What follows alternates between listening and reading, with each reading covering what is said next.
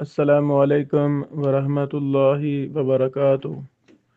بسم اللہ والحمد للہ والصلاة والسلام علی رسول اللہ، اما بعد۔ سنن ابی داود حدیث نمبر 103، 104 اور 105 آج ہم پڑھیں گے انشاءاللہ۔ ان احادیث پر امام ابو داود رحمہ اللہ نے باب قائم کیا ہے، بابن فی الرجل یدخل یدہ فی الاناء قبل ان یغسلہا۔ اس آدمی کے بارے میں باب جو اپنے ہاتھ کو برتن میں داخل کرتا ہے ان کو دھونے سے پہلے۔ امام ابو داود رحمہ اللہ یہ مسئلہ سمجھانا چاہتے ہیں کہ ہاتھوں کو برتن کے اندر پانی میں ڈالنے سے پہلے الگ پانی لے کر ہاتھوں کو پہلے دھو لینا چاہیے۔ جب ہاتھوں کو پہلے دھو لیں گے اس کے بعد انہیں پانی کے اندر ڈالنا چاہیے۔ امام ابو داود رحمہ اللہ نے مطلق باب قائم کیا ہے، عام، اور حدیث جو لائے ہیں اس میں سو کر بیدار ہونے کے بعد کا ذکر ہے کہ جب انسان سو کر اٹھے تو اپنے ہاتھوں کو برتن میں داخل نہ کرے جب تک پہلے ان کو دھو نہ لے، کیونکہ اسے پتہ نہیں ہاتھوں نے رات کہاں گزاری ہے۔ اب ہم حدیث کی طرف آتے ہیں۔ قال حدثنا مسدد قال حدثنا ابو معاویہ عن العامش عن ابی رزین و ابی صالح عن ابی ہریرہ رضی اللہ تعالی عنہ انہ قال، صحابی کے بعد جب لفظ قال آتا ہے اس سے پہلے انہو محذوف ہوتا ہے، پڑھنے میں آتا ہے لکھنے میں نہیں آتا۔ یہ ہم نے شروع میں بھی اس پر بحث کی تھی، ابو داود کی شروع والی حدیث میں۔ تو ہمیں پڑھنا چاہیے ان ابی ہریرہ انہ قال، اگر صحابیہ ہو تو قالت آئے گا، تو قالت سے پہلے انہا قالت، لفظ انہا پڑھنے میں آئے گا لکھنے میں نہیں آئے گا۔ عن ابی ہریرہ رضی اللہ تعالی عنہ انہ قال قال رسول اللہ صلی اللہ علیہ وسلم، ہمارے پیارے پیغمبر رسول اللہ صلی اللہ علیہ وسلم نے فرمایا، اذا قام احدکم من اللیل، جب تم میں سے کوئی ایک رات کو بیدار ہو، فلا یغمس یدہ فی الاناء، تو اپنے ہاتھ کو پانی برتن میں نہ ڈبوئے، نہ ڈالے، برتن میں خالی برتن مراد نہیں ہے بلکہ پانی والا برتن، حتی یغسلھا ثلاث مرات، یہاں تک کہ اپنے ہاتھوں کو 3 دفعہ دھو لے، پہلے 3 دفعہ دھو لے، پانی الگ لے کر دھوئے، اس کے بعد وہ جب یقین ہو جائے کہ اب ہاتھ ماشاءاللہ میرے پاک صاف ہو گئے ہیں، کوئی شک و شبہ نہیں ہے، پھر برتن کے اندر جو پانی ہے اس میں ہاتھوں کو ڈائریکٹ ڈال سکتا ہے۔ علت کیا ہے؟ فَإِنَّهُ لَا يَدْرِي أَيْنَ بَاتَتْ يَدُهُ، اسے پتہ ہی نہیں ہے کہ رات اس نے گزاری ہے، انسان سویا ہوا تھا تو ہاتھوں نے رات کہاں گزاری ہے، پتہ نہیں رات کو ہاتھ کہاں کہاں لگے ہیں وغیرہ وغیرہ۔ یہ یعنی اس کا تعلق نیند کے ساتھ ہے، اس میں من اللیل کے لفظ ہیں، جب رات کو انسان اٹھے تو اغلب انسان رات کو سوتا ہے، ہاں عموم میں دن بھی شامل ہے، جیسا کہ بعض ائمہ محدثین کا یہ موقف ہے اور یہی درست ہے کہ نیند کے اندر دن بھی شامل ہے، رات بھی شامل ہے، اغلب رات کو سوتے ہیں۔ تو جس طرح رات کی نیند میں انسان کو پتہ نہیں چلتا ہاتھ کہاں لگے ہیں، تو ایسے دن کی نیند کو بھی نہیں پتہ چلتا ہاتھ کہاں لگے ہیں، علت ایک ہے۔ بہرحال اسلام ہمارا بڑا پیارا، بڑا ہی مقدس اور بڑا صفائی پسند دین ہے۔ اللہ اکبر، اللہ اکبر۔ تو ہمیں ہر معاملے میں صفائی کا خاص خیال رکھنا چاہیے۔ یہ حدیث صحیح بخاری میں، صحیح مسلم میں ہے الحمدللہ۔ صحیح بخاری میں ایک حدیث کا ٹکڑا اس کا تعلق اسی مسئلہ کے ساتھ ہے، لیکن اس میں ثلاثہ مرات کے لفظ نہیں ہیں۔ صحیح بخاری 162 نمبر حدیث، صحیح مسلم 278 نمبر حدیث۔ الحمدللہ معنی حدیث کا واضح ہے۔ اللہ تعالی ہمیں اس پر عمل کرنے کی توفیق عطا فرمائے۔ اگلی حدیث 104، یہ راوی وہی راوی ہیں جو پہلے بھی بارہا گزر چکے ہیں 103 حدیث کے۔ 104 نمبر حدیث، قال حدثنا مسدد قال حدثنا عیسیٰ بن یونس عن العامش عن ابی صالح عن ابی ہریرہ رضی اللہ تعالیٰ عنہ عن النبی صلی اللہ علیہ وسلم۔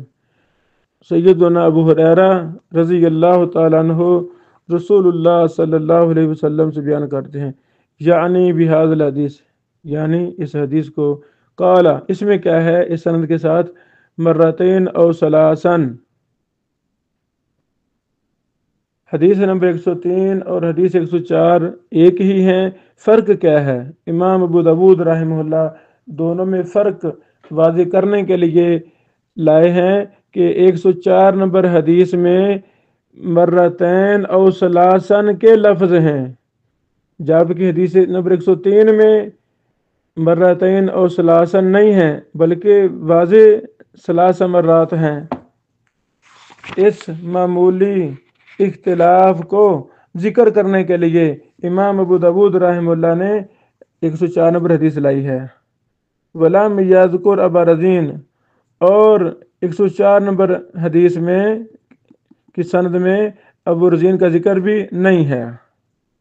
الحمدللہ اس فرق کو واضح کرنے کے لیے امام ابو داود رحمہ اللہ اس کو لائے ہیں۔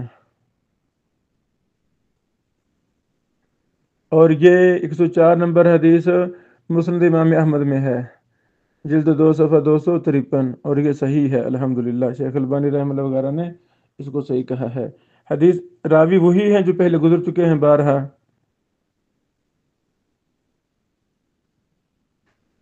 105 نمبر حدیث، قال حدثنا احمد بن عمرو بن سرح ومحمد بن سلمة المرادي قال حدثنا ابن وهب عن معاوية بن صالح عن ابي مريم قال سمعت ابا هريرة رضي الله تعالى عنه يقول سمعت رسول الله صلی اللہ علیہ وسلم، رسول اللہ صلی اللہ علیہ وسلم نے فرمایا، یقول آپ فرما رہے تھے، اذا استيقظ احدكم، جب تم میں سے کوئی ایک بیدار ہو، من نومه اپنے نیند سے، فلا يدخل يده في الاناء، تو برتن میں، پانی والے برتن میں اپنے ہاتھ داخل نہ کرے۔ تو اس میں پانی بھی شامل ہے، دودھ والا برتن بھی شامل ہے، سارے برتن ہی شامل ہیں۔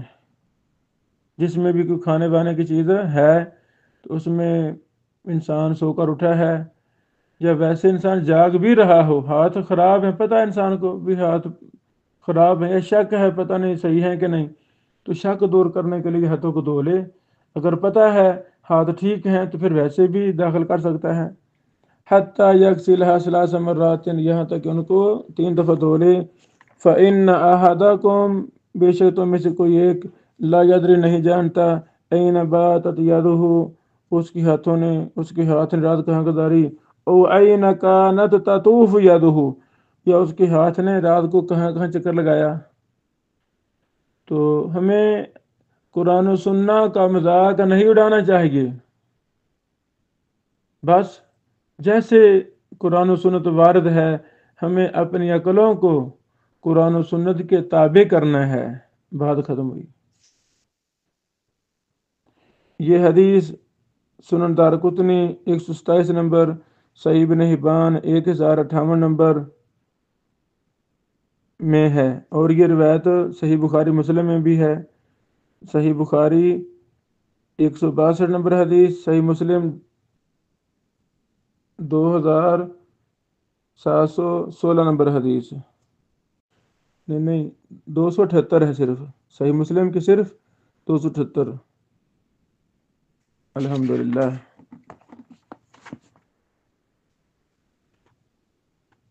اس حدیث میں سند میں 2 راوی ہیں جو پہلی بار آئے ہیں، معاویہ بن صالح بن حدیر ابو عمر الحمصی الحضرمی، ماشاء اللہ۔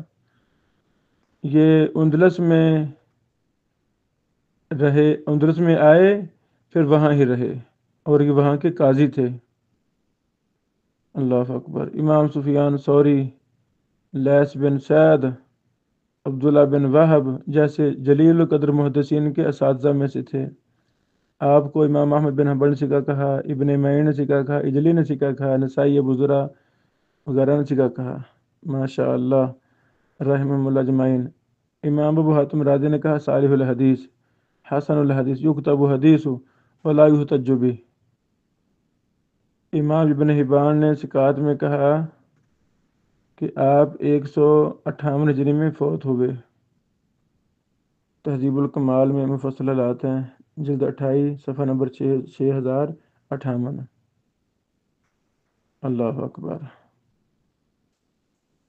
اگلے راوی ہیں ابو مریم الانصاری، حضرمی، شامی بھی کہا گیا ہے، صاحب القنادیل، خادم مسجد دمشق، یہ بھی کہا گیا ہے خادم مسجد حمص، یہ بھی کہا گیا ہے مولا ابی ہریرہ وغیرہ۔